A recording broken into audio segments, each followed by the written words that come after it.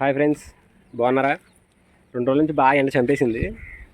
ఏంట్రా ఈ ఎండ అనుకున్నాను. ఈ లోపల ఈరోజు వర్షం వచ్చేసింది. వర్షం వస్తే తెలిసి క్లైమేట్ చల్లగా ఉంటే ఆటోమేటిక్గా మనం చికెన్ తెచ్చేసుకుంటాం, వండేసుకుంటామని. ఈరోజు కూడా అదే చేద్దాం ఫ్రెండ్స్. ముందుగా చికెన్ తెచ్చేసుకున్నాం. కూరకు కావాల్సిన ఉల్లిపాయలు, పచ్చిమిరకాయలు, టమాటాలు అన్నీ కోసేసుకుని రెడీ పెట్టేసాం.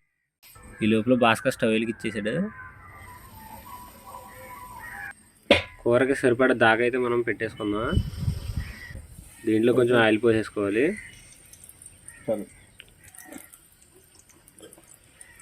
ఇప్పుడు దీంట్లో కొంచెం ఉల్లిపాయలు కూడా వేసేసుకుందాం.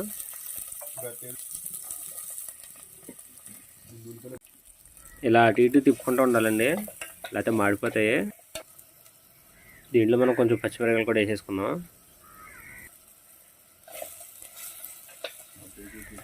వీటిలో కూడా అటు ఇటు తిప్పుతూ ఉండాలి.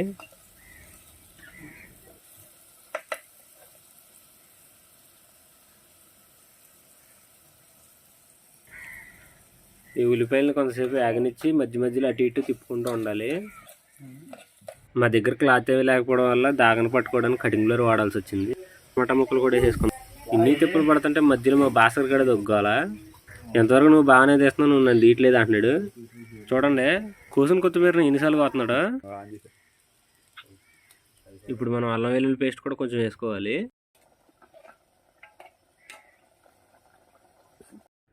కొంచెం పసుపు కూడా వేసేసుకుందాం.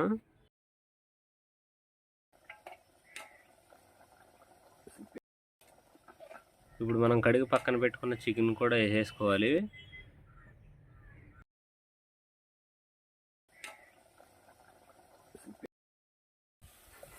ఇప్పుడు వేసుకున్న చికెన్ మొత్తం అటు ఇటు తిప్పుకోవాలి, మొత్తం కలిసేలాగా. దీంట్లో కొంచెం మనం కారం కూడా వేసుకుందాం. మనకు కావాల్సినంత సరిపడంత వేసుకుందాం. ఉప్పు కూడా వేసేసుకుందాం. ఇప్పుడు దీంట్లో కొంచెం వాటర్ కూడా పోసుకుందాం, ముక్కలన్నీ ఉడకాలి కాబట్టి.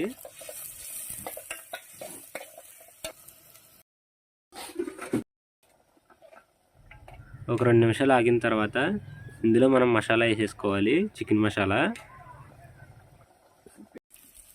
గరం మసాలా కూడా వేసుకోవచ్చు, మన ఇష్టం అది.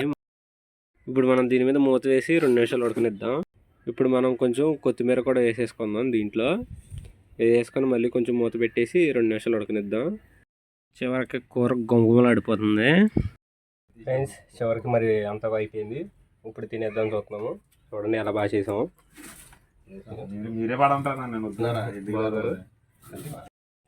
ఈ కూరతో రోటీ నంచుకొని తింటే ఎలా ఉంటుందో చూద్దాం.